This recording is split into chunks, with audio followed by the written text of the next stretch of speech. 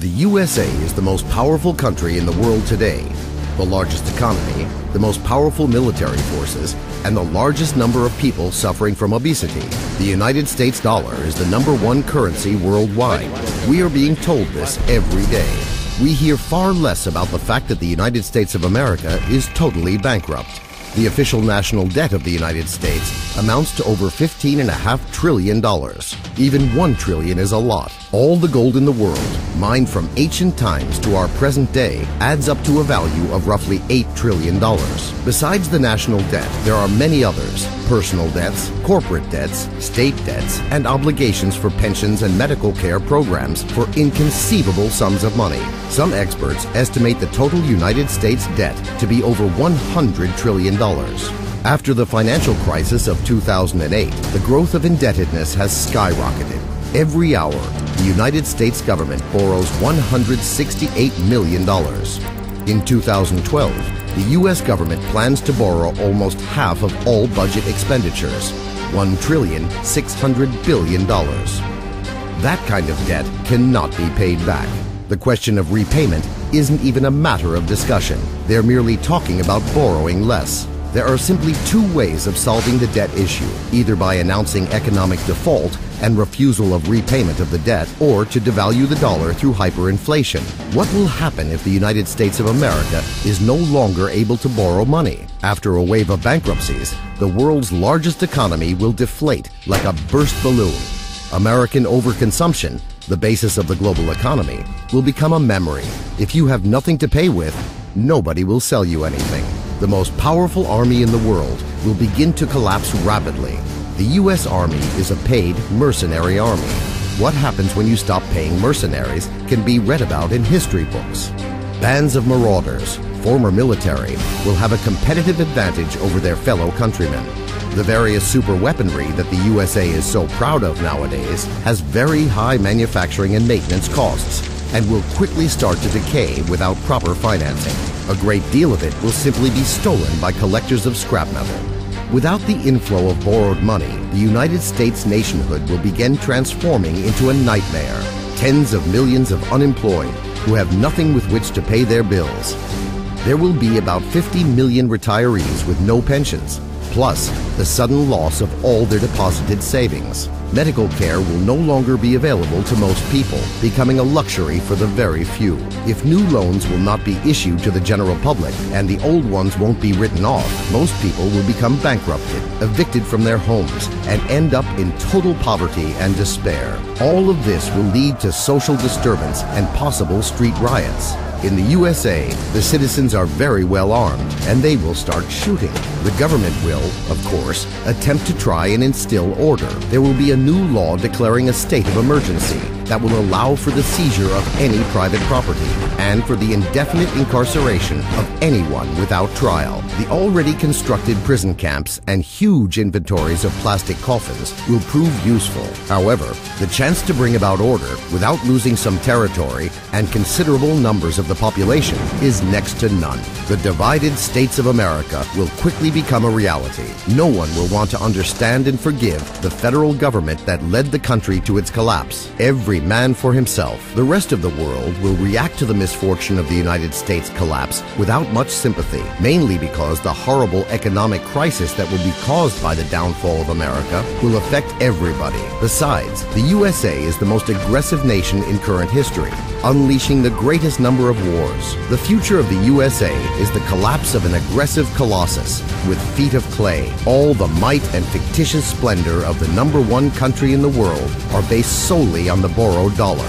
For far too long now, the United States has been living in debt, one it has long needed to repay. And often, debts are not only paid with money. Iconic American hip-hop artist Ice-T was here in the studio. The self-styled godfather of gangster rap had come to talk about a new documentary he's made about the art of rapping, which will be running on tomorrow night's programme. But while he was here and news about the Denver shooting was coming in, I briefly took the opportunity to ask him about his own attitude towards guns. And I asked him why he's such a defender of the right to bear arms. Well, I'd give up my gun when everybody else does. And is that Doesn't that make sense? Well, doesn't that make sense? I mean, if you were to, if there were guns here, would you want to be the only person without one? So do you carry guns routinely at home? I mean, you have a gun at home? Yeah, it's legal in the United States. It's part of our Constitution. You know, the right to bear arms is because that's the last form of defense against tyranny. Not to hunt. It's to protect yourself from the police. And do you see any link between that and these sorts of incidents? No. Nah, not really. You know what I'm saying? If somebody wants to kill people, you know, they don't need a gun to do it. Makes it easier, though, doesn't it? Not really. You can use you can strap explosives on your body. They do that all the time.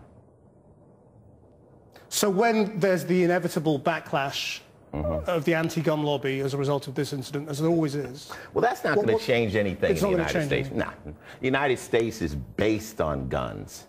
You know, like KRS says, you'll never have justice on stolen land. So it's not going to change.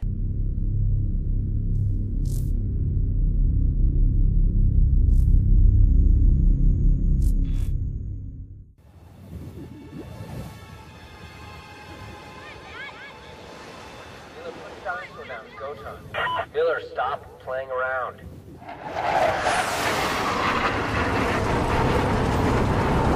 gonna be all right, Diller. We'll be back in time for his birthday.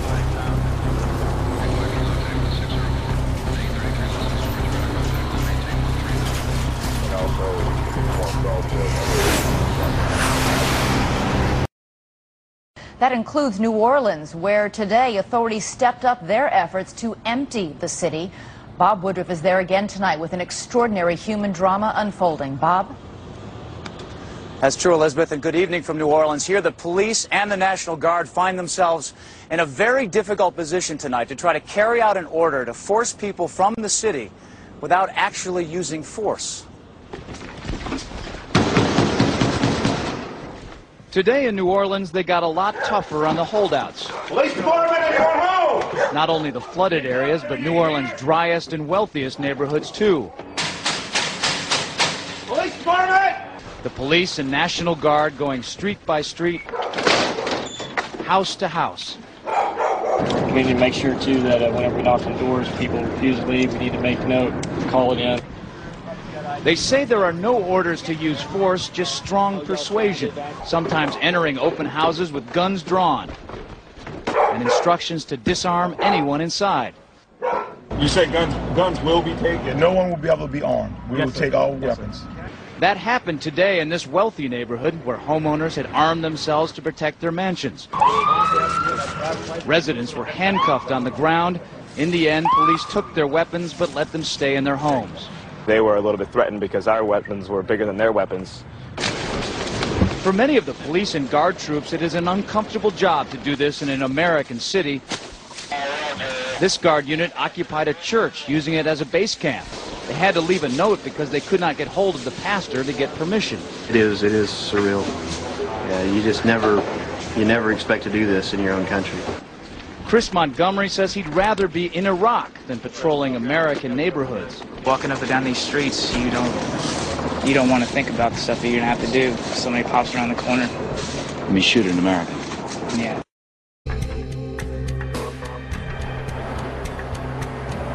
Good morning. Welcome back, everybody. We're coming to you from the foot of Canal Street, which is just across really from the police headquarters where they've set up their command and control operations. And as the sun rises and we get into the morning, things get busier and busier. The forced mandatory evacuations have now been called for, and there's an estimation that somewhere between 5,000 and 10,000 people remain in the city. Some of them get to remain because they're working. We've seen workers cleaning up the streets. They are the exemption. They get to stay and they live in New Orleans. Some, though, are fighting it tooth and nail. That brings us right to Dan Simon. He's only a few blocks away from where I am in the middle of Canal Street. Dan, good morning. Good morning, Soledad. The two headlines today, rescue and resistance. Authorities are continuing to try to search for people, any possible survivors. At this point, they don't think there are too many left, but nonetheless, the search goes on. The second headline, resistance. It's just amazing. As you alluded, there are about somewhere between 5,000 and 10,000 people still left in the city. And the question is how do you get these folks out of town? These people are so passionate. They don't want to leave and go to a shelter. They say they have enough food and water to sustain themselves, and so it's a tricky situation in terms of getting these people out of town, and at some point it's going to have to get ugly, according to some folks. There have already been a few arrests. There was one example yesterday of an elderly woman. This is a frail woman, really kind of a sad situation. She's obviously exhausted, and so are the police for that matter, but this is a woman who, again, as I said, is frail, and she was pointing a weapon at the police, and that's why they had to take her down. But once again, Soledad, a real challenge facing the city as they have to get these folks out of town. It's obviously not safe to be here because of the disease and so forth, and so those are the challenges facing the city today. Well, Dan, you know, certainly we've seen people on our air talking about how they're armed and they're going to resist, but you have a number of people who are not armed and they're going to resist as well. And I guess there are lots of questions about how this mandatory evacuation order and forcible removal will actually play out. I mean, are they going to handcuff citizens and march them from their homes? Will they pull guns on people in their own homes to get them to leave? Well, the police department has made it clear they definitely don't want to use force to get these folks out, but at a certain point they may have to because of the defiant attitudes. I've spoke to one gentleman who says if the police enter his property, he will shoot them. And based upon his facial expression and his tone of voice, he seems serious. So it is going to be a very tough situation for the police department. And the question is how patient are they going to be, Soledad? And when you think the police department, these are local people, and they understand how the people don't want to be removed from their homes because they are the people who live in New Orleans. They probably don't want to be removed from their homes either, and certainly are, you know, devastated in the wake of the destruction of their homes too. All right, Dan, Simon, thanks very much for that. Let's get right back to Miles. Boy, that picture, Soledad, of that officer tackling that elderly, frail woman is difficult to swallow this morning, I'll tell you that. It is. I mean, you know, but I got to tell you, Miles, it's going to come to that, and I think you're going to see more of that. That's a real indication of just how people do not and will not leave. And, you know, people here carry weapons, and people are stockpiling weapons in their homes because they are not going to leave their homes. Wait till you start seeing pictures of the actual way the removals are forced. I mean, I'm curious to know, will they put handcuffs on a little old lady and haul her out? Will they draw weapons? I mean, will a SWAT team go in to remove an 87-year-old who doesn't want to leave her home? I think there are some, and how will they get there? I mean, a lot of these homes are still in water. A lot of questions remain, and I think we're going to see over the next several days and weeks some really sort of tough to take pictures like that one.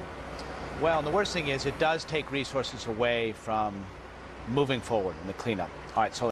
Well, imagine calling 911 to report a robbery and being told a police officer will not be dispatched to the scene. That's exactly what's happening in Chicago. As of last Sunday, 911 will no longer send police officers to every call. Criminal defense attorney and Fox News contributor Arthur Aidala has more to weigh in on all of this. Arthur, let's take a look at some of these emergency calls where the officers will not respond in Chicago. Here they are on your screen. You have car theft, robbery, garage burglaries, vandalism, check fraud, lewd or obscene phone calls, and then threatening phone calls when there is no immediate danger. What are your thoughts? Could the city robbery? be held? Are you kidding me? I mean, robbery? Think about it. Is it, God forbid, you leave here this morning and some thug puts a gun to you or puts a knife to you and steals whatever and runs away. Now, okay, you're not, at that point, you're not in imminent danger, right? So you're reporting he's gone. Think about your emotional, physical state. And what if there's a witness, calls 911, they say there's a robbery, cops don't show up, and then something does go wrong? The criminal does pull the trigger. Who's at fault there? Could the city be held responsible?